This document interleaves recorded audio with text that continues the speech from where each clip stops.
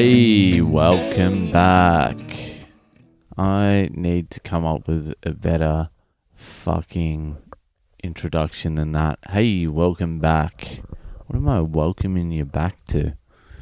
To me talking.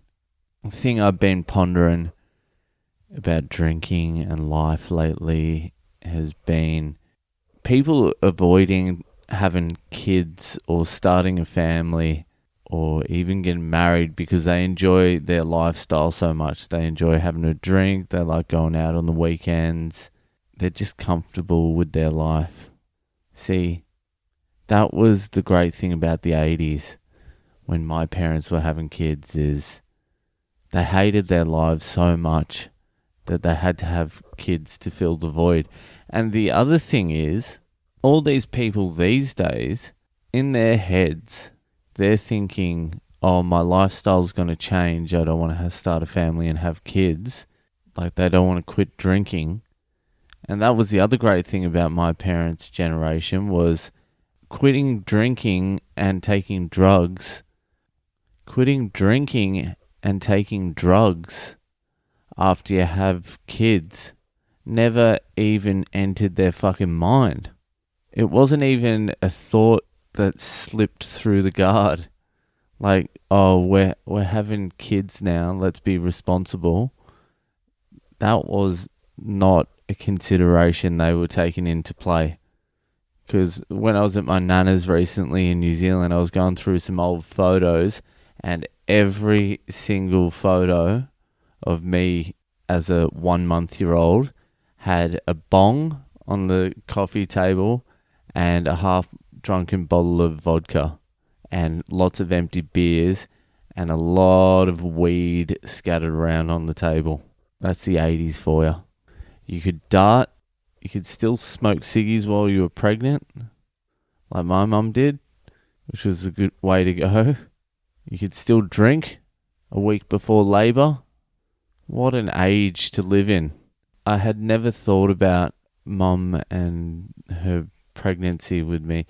I know she tried to quit smoking cigarettes while she was pregnant with me. I think she may have snuck in a few ciggies, and I think she was drinking. Maybe she wasn't drinking full bottles, but she was having a few drinks here and there.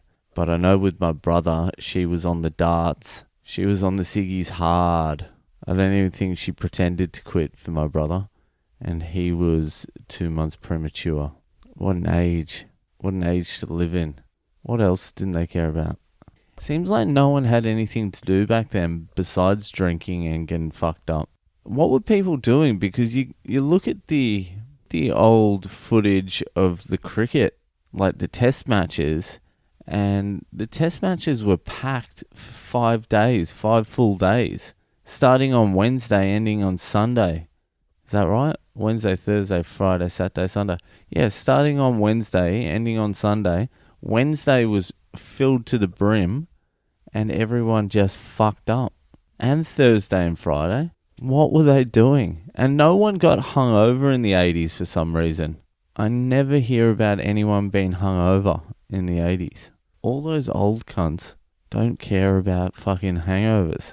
I had an existential crisis every single fucking time I drank. I felt like I was going to die. Spiritually, emotionally, and physically. They just got up and went to work and shit. It's fucking crazy. Yeah, I still can't believe it. My old man, he'll drink all night and then get up in the morning and go for a fucking sauna and a workout. I know the theory behind it. I know if you get up and move around, you feel a lot better. But being able to get up is the problem.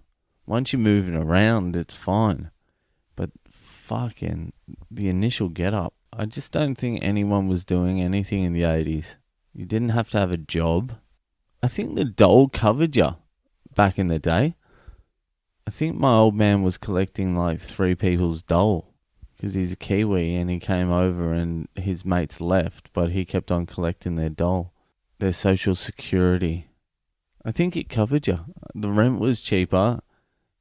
Let's say you got $100 a week for the dole. Rent's 50, beer's 1 cent. Weed, you find it on the fucking sidewalk.